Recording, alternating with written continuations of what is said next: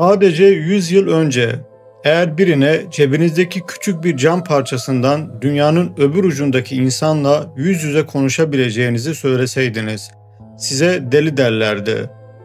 Uçaklar, görüntülü aramalar, organ nakilleri, bunlar hayal bile edilemezdi.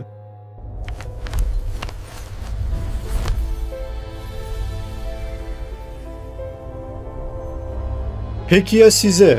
Bugün kullandığımız, hayatımızı değiştiren bu teknolojilerin şifrelerinin tam 14 asır önce çölün ortasında inen bir kitapta gizlendiğini söylesem, uçaklardan genetiğe, elektrikten ışınlanmaya kadar, Kur'an, insanlığın ulaşacağı son noktayı bize yüzyıllar öncesinden fısıldamış olabilir mi? Hazırsanız kemerlerinizi bağlayın çünkü duyacaklarınız tarihe bakış açınızı kökünden değiştirecek. İşte Kur'an-ı Kerim'de peygamber mucizeleriyle işaret edilen 7 büyük gelecek teknolojisi.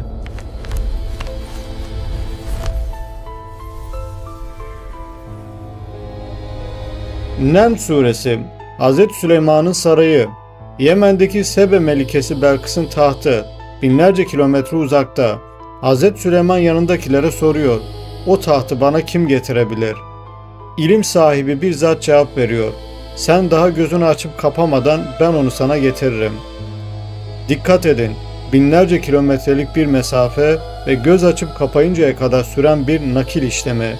Bu olay eşyanın veya görüntünün aynen nakledilebileceğine dair devasa bir işarettir. 1400 yıl önce bu bir mucizeydi. Peki bugün? Bugün sesimizi, görüntümüzü saniyeler içinde dünyanın öbür ucuna naklediyoruz. Kur'an burada insanlar şu hedefi gösteriyor. Ey insan, eşyanın suretini ve sesini nakletmek mümkündür. Çalışırsan bir gün eşyanın kendisini de ışınlayabilirsin.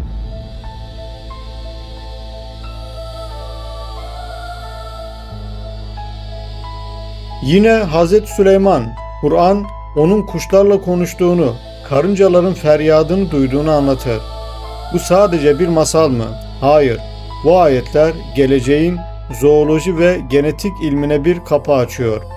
Bugün yunusların sonar sistemini çözerek denizaltıları, kuşların kanat yapısını inceleyerek uçakları yapıyoruz. Köpeklerin koku alma duyusunu, yunusların zekasını kullanıyoruz. Ayet bize diyor ki, hayvanların dilini, fıtratını çözerseniz, doğanın süper güçlerini teknolojinize entegre edebilirsiniz. Belki de gelecekte yapay zeka sayesinde hayvanlarla birebir iletişim kuracağız. Kur'an bu kapıyı asırlar önce aralamıştı.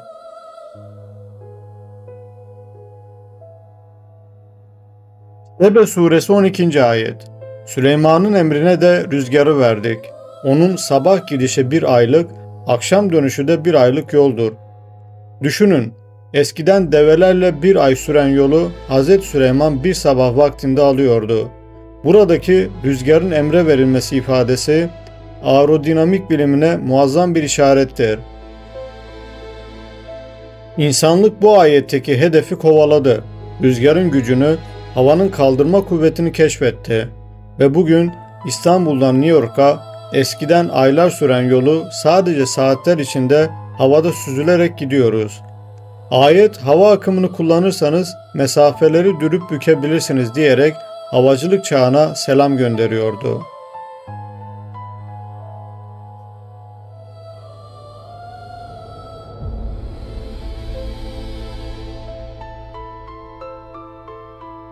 Tarihin en büyük tiranlarından Nemrut, Hz. İbrahim'i devasa bir ateşe attı. Ancak Kur'an'da Allah ateşe emretti. Ey ateş! İbrahim'e karşı serin ve selametli ol. İbrahim peygamber yanmadı. Üstelik rivayetlere göre gömleği bile zarar görmedi. Bu mucize kimya mühendislerine bir rotadır. Ateş her şeyi yakar kuralını esnetebilirsiniz. İşte bu ilhamla insanlık bugün Kevlar'ı, Nomex'i buldu. İtfaiyeciler alevlerin içine dalıyor, astronotlar atmosferden girerken binlerce derecelik ısıya dayanıyor. Kur'an, maddenin yapısını çözerseniz ateşin yakıcılığını bile durdurabilirsiniz mesajını veriyordu.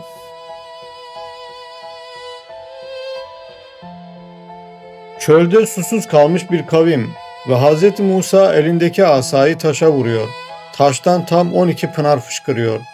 Basit bir değnek darbesi mi? Yoksa yer altındaki hazinelere ulaşmanın şifresi mi? Bu ayet yeryüzünün altındaki nimetlerin, suyun, petrolün, madenlerin basit bir aletle yeryüzüne çıkarılabileceğini haber veriyor. Bugün modern sondaj makineleri Hz. Musa'nın asası gibi yeryüzünü deliyor ve metrelerce derinlikten yaşam fışkırtıyor. Kur'an yerin altı boş değil, vurun ve çıkarın diyerek mühendisliğe yol gösteriyordu.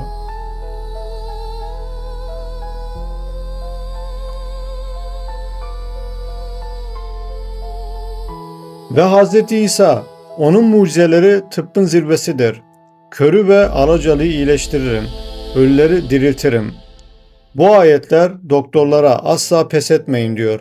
En umutsuz hastalıkların, genetik körlüğün, hatta cüzzam gibi illetlerin bile çaresi vardır. Bugün gen tedavileriyle doğuştan körlerin gözleri açılıyor. Kalbi duran insanlar elektroşokla hayata döndürülüyor. Ayet bize şunu aykırıyor: ölüm hariç her derdin devası vardır.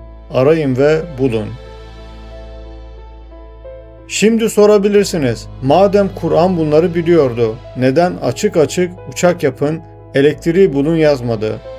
Cevap çok basit ama bir o kadar da derin. İmtihan sırrı. Eğer Kur'an 1400 yıl önce gelecekte demir kuşlar uçacak deseydi, o dönemin insanları buna inanmakta zorlanırdı. Kur'an her çağa hitap eden evrensel bir kitaptır. Ayrıca her şey apaçık yazılsaydı, aklın ve bilimin bir değeri kalmazdı. İnsan çalışarak, araştırarak bu hazineleri bulmakla görevlidir. Allah Kur'an'da ipuçlarını verdi, mucizelerle hedefleri gösterdi ve akletmez misiniz diyerek topu bize attı.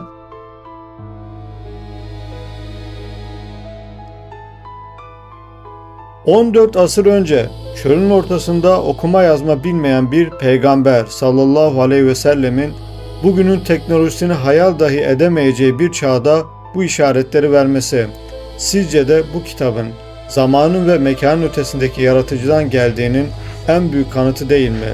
Bilim ilerledikçe Kur'an gençleşiyor ve kim bilir, henüz çözemediğimiz ayetlerde geleceğin hangi teknolojileri gizli?